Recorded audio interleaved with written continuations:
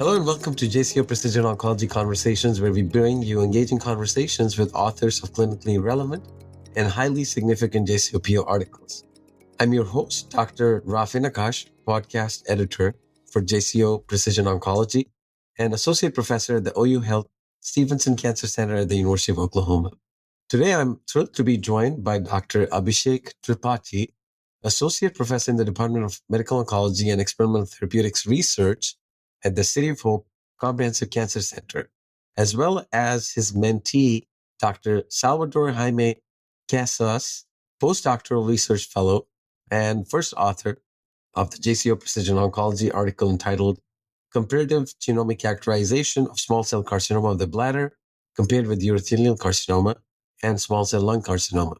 At the time of this recording, our guest disclosures will be linked in the transcript. Abhishek and Salvador, welcome to our podcast, and thank you for joining us today. It's a very interesting topic, given that at least the landscape for neuroendocrine carcinomas, where small cell lung cancer is on one end of the spectrum, has been changing, at least on the lung cancer side, recent approvals and some new ADCs. So, of course, understanding the genomic and transcriptomic similarities or differences between pulmonary small cell and extrapulmonary small cell is of huge interest. Could you tell us a little bit about small cell bladder cancer, current approaches to treatment of small cell bladder cancer, and then why you wanted to investigate that in this project as far as the genomic differences or similarities are concerned? Well, first of all, thank you very much for having me. I'm very excited to be here. And really, what serves as backbone for this research project was the notion that there is a currently evolving genomic landscape in the area of bladder cancer. We know this is a highly heterogeneous disease when it comes to molecular underpinnings and mutational profile. Specifically, we know that the most common histologic subtype is urothelial carcinoma. Small cell bladder cancer represents a histology that is found in less than 1% of all bladder cancer cases. However, it's one of the most aggressive histologies. It presents with a very poor prognosis to patients and very poor response to treatment, which is why we attempted to really elucidate what is the mutational profile behind this and provide a comparison contrast between small cell bladder cancer, small cell lung cancer, and conventional urothelial carcinoma. As your question mentioned, in terms of treatment, the conventional urothelial carcinoma and small cell bladder cancer are two distinct pathways when it comes to treatment algorithms. We know that in the current era, there are newer and newer drugs being developed for conventional urothelial carcinoma. We've got perioperative immunotherapy. In the context of metastatic disease, we have antibody drug conjugates such as enfortumab vedotin. But really, this amazing track record of drug development hasn't been mirrored in small cell bladder cancer. And here, most of the therapy is usually extrapolated from studies from other small cell histologies, like you mentioned earlier. Small cell lung cancer has given some form of background in terms of what therapies are used here.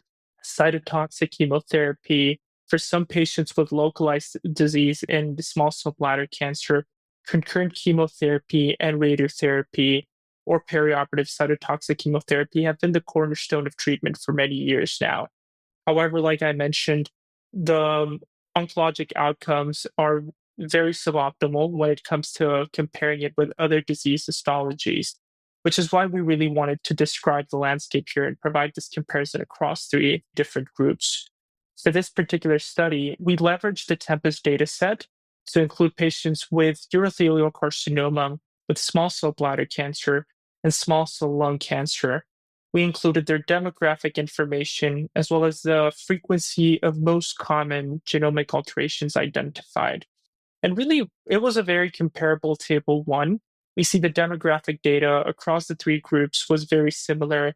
One key thing that we identified was the female prevalence was a little bit lower in patients with small cell bladder cancer when compared to small cell lung cancer.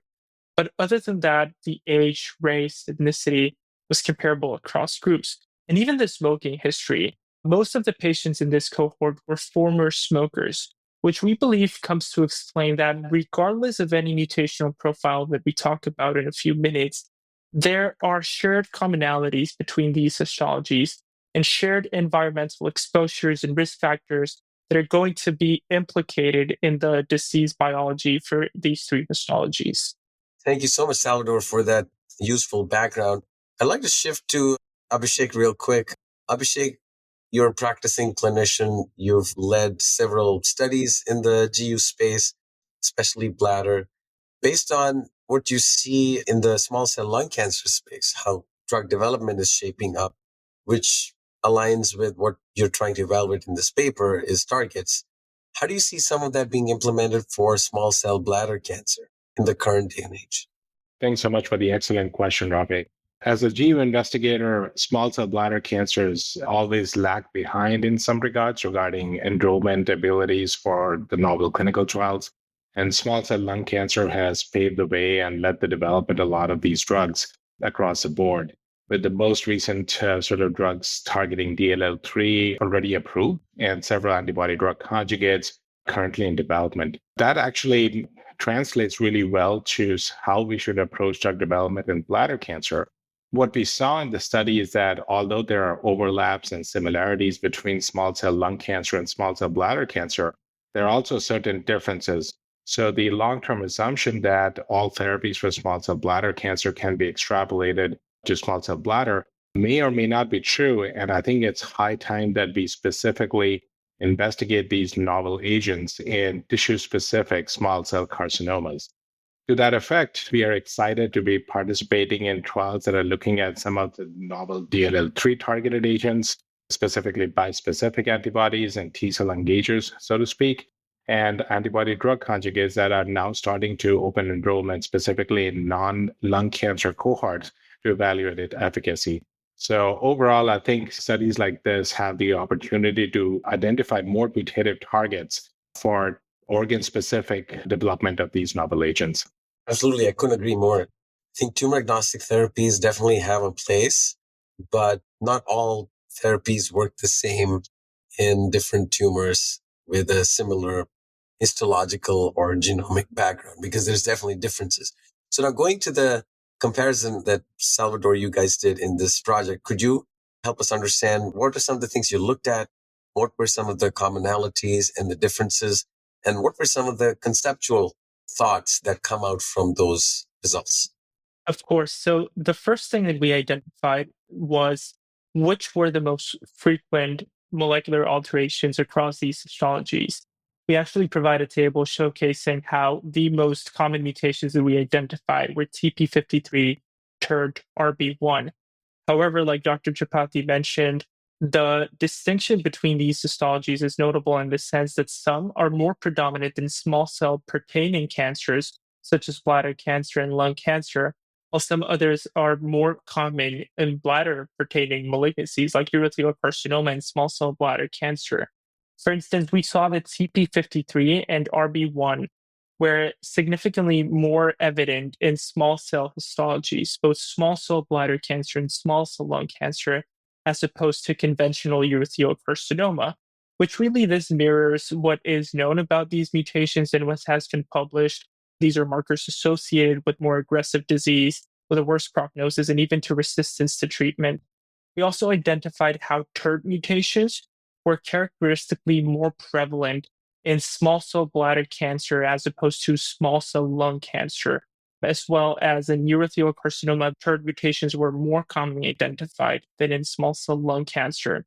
And we give a long list of these mutations that we identified, but really what we wanted to underscore here was A, the most common mutations across histologies, B, the most common co-occurring mutations, where we saw that these are not mutually exclusive. A lot of patients had co-occurring TP53 and RB1, or RB1 and TERT, or RB1 and ARID1A, really elucidating how heterogeneous this molecular landscape is across histologies. And the third one that we believe really brings down the clinical impact of this research was evidencing the idea of clinically actionable mutations. We also provided a table here showcasing how mutations like FGFR, DLL, Notch pathway, HER2 were evident in these histologies, and what is the current status of some clinical trials evaluating different drug designs for these mutations. like Dr. Tripathi mentioned, in the context of FGFR, approximately 6% of our cohort with small cell bladder cancer showcased mutations in FGFR3. However, up to 14% of them had mutations in any FGFR gene, which really underscores the notion that drugs like erdafitinib, which have been introduced in the market in recent years, could potentially showcase some response in the space of small cell bladder cancer. We actually provide the description of two trials, phase 2, phase 3 trials, that are evaluating erdafitinib in the context of high-risk non-muscle invasive bladder cancer and even metastatic urothelial carcinoma. Like Dr. Tripathi mentioned as well, antibody drug conjugates, another very interesting area of drug development targeting HER2. We included evidence on how disitamab vedotin and trastuzumab and tansine are currently being explored across different phase 2 and phase 3 clinical trials, both as part of basket trial designs for solid malignancies expressing HER2, but also for patients with urothelial carcinoma where there is evidence of HER2 expression. So we believe that the landscape is shifting in the right direction in the sense that therapies are becoming much more personalized and targeted against these known molecular profiles. Thank you, Salvador, for summarizing some of those very interesting results and providing a very unique conceptual context to that. I'd like to go to Abhishek. This last portion, of course, sure you guys will expand on this work, and there's a lot of other interesting things that will likely come out from this work, and hopefully you'll publish that in JCO PO. But one of the very important things that I wanted to highlight from this podcast specifically was the science is obviously very interesting, but I feel the more important, interesting aspect is giving trainees and fellows, residents, mentorship opportunities, mentoring them, and giving them lead roles in projects like this, which is what Dr. Tripathi has successfully done for you in this project, Salvador. So Abhishek, as somebody I have known for a couple of years now, more than a couple of years, as a very successful clinical translational investigator in the GU space in the early phase setting. Abhishek, really briefly, within a minute, could you tell us about your journey and what are some things that have worked for you as an early career investigator that you've learned from, and then your journey of mentorship? How has that been for you, and what are some of the things that you take home from your mentorship role? Absolutely. And as you mentioned, mentorship has been pivotal for all early career investigators for them to really succeed. So my journey, as you know, I started off as an early career investigator at another institution. And I think I owe it to my mentors, even at that time and even now, who are helping me develop some of these newer translational and clinical trial ideas, creating opportunities where we could really showcase some of the interesting work that we are doing. That actually goes a long way in terms of creating independence as an established investigator. And I think the sooner we start off with mentorship prospects, I think the better it is. And paying it forward, I think I've been lucky to have mentees like Salvador, who are just extremely talented, really committed, and goal oriented. He really led the project right from the beginning in terms of initial analyses and looking up all the sort of correlative studies that we could do and the contextual data between small cell lung cancer and bladder cancer that we have dealt with for the past several years. And it really showcases the ability of young mentees like Salvador to really excel given the right guidance and the support. As a mentor, it's been a really rewarding experience. It is really helpful to actually learn from some of these mentees as well as that approach the same problem from a different angle and a different thought process and guide them through the study. So it's been incredibly helpful and rewarding, both being a mentee and a mentor over the past several years as I've transitioned.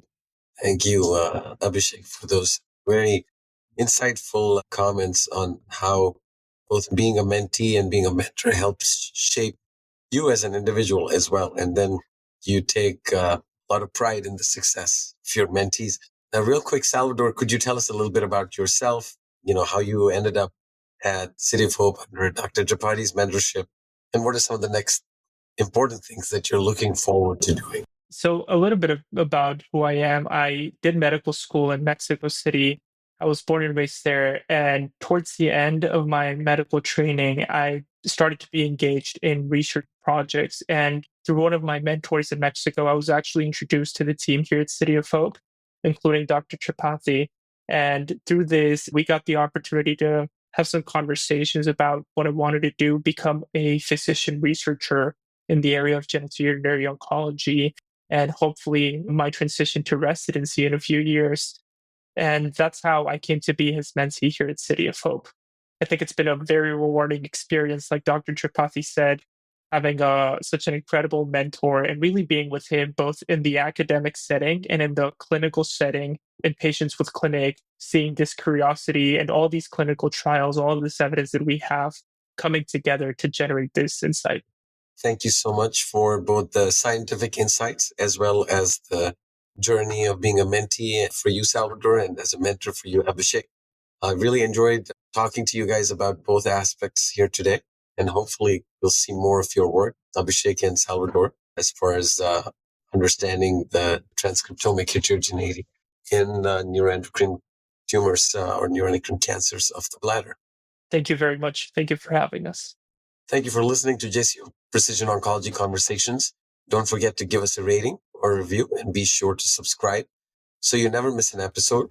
You can find all ASCO shows at asco.org/podcasts. The purpose of this podcast is to educate and to inform.